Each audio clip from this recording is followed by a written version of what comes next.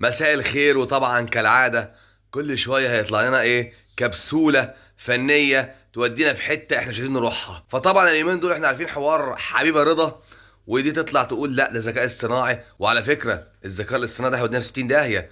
انا اشتغلت عليه وحسيت برعب. فانا دلوقتي مش جاي اقول لك هو الفيلم ده ذكاء اصطناعي ولا مش ذكاء اصطناعي، انا جاي اقول لك ترجم اللي كنت بقوله لك قبل كده. كل فترة لازم يدوك كده كبسولة يلهوك بيها، ويقول مش من مصر، من بره مصر. ودي المنظومه اللي بتصرف على المثاليه. عارفين انتوا اعلام الريمبو؟ مليارات بتصرف عشان حتى يكسبوا لا هم ما بيكسبوش حاجه، هم بينشروا فكره منيله ب 60 نيله. فبيبدا معاك هنا ازاي بقى؟ احنا عشان مؤمنين فمش هيبدا معاك مره واحده بالحاجات الصارخه، يديك حاجات بسيطه يملى دماغك بيها ويملى دماغ الشباب بيها ويملى دماغ البنات بيها. انت يا بنت لما يتعمل فيه كده وينتشر لك فيلم هتتشهري. فانا بقول لكم هو الفتره اللي جايه حبيبه رضا دي هتبقى نجمه السوشيال ميديا، وكل الناس هتتفرج عليها وبعد كده تطلع في برامج وتقول والله انا مش عارفه العرسان بتجيلي منين. طبعا بغض النظر ان الفيلم ده بتاعها ولا مش بتاعها، انا مش بهاجم حبيبه رضا، انا بهاجم المنظومه اللي بتعمل كده كل فتره. والفتره اللي جايه بس هم هي دلوقتي عشان خاطر رمضان، بعد رمضان بالظبط او في دخله العيد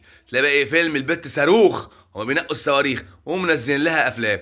فاحنا يا جماعه والله العظيم نخلي بالنا من المنظومه دي، عشان المنظومه ديت هتخرب بيوتنا كلها من الفكر. هم دلوقتي بيضغطوا علينا فكريا، فبيوصلوا لكل بنت ان ده طريق الشهره. وخلي بالكم، وانا زي ما بقول لكم هو عشان انا كلامي واضح وصريح، الريمبو واعلام الريمبو والمنظومه اللي بتدافع عن الريمبو، الناس دي بتكسب ايه ماديا؟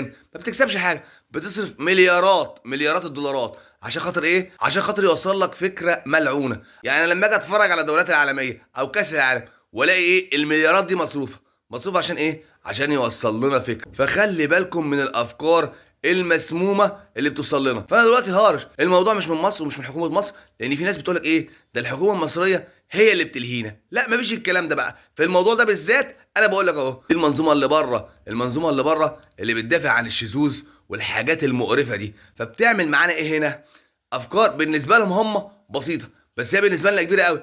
بس بيلعبوا في عقول الشباب وعقول البنات. لكل فتره لازم يدينا حته كده ان البنات عادي جدا يعملوا الموضوع دوت، والشباب حتى عادي. والدليل على ان كلامي صح ان كل البنات اللي عملت الافلام دي او اللي اتسرب لها الافلام دي اتشهروا. وهتيجي تبص تلاقي الفتره اللي جايه بنت برضه تكون حلو، هم بينقوا بنات حلوه على الفراز، يقوموا عاملين لها حاجه زي كده ومسرب لها فيلم زي كده، وتيجي تبص بعدين يا معلم تلاقيها نجمه وبتطلع في البرامج. فالبنات كلها تفكر تقول لك ما أنا لما اعمل كده ربنا كمان هيكرمني وابقى مشهوره. فخلي بالكم، خلي بالكم من الكوارث الفكريه. وانا بتكلم كلام كبير عشان خاطر انا عارف اللي بيحصل او عارف اللي هيحصل، وربنا يسترها عليا انا، انه ممكن اصلا يحط لي في دماغهم ويقول لك تعالى ناذي الواد ده. بس انا بكلمك بما يرضي الله، انا بعمل الحاجات دي لله.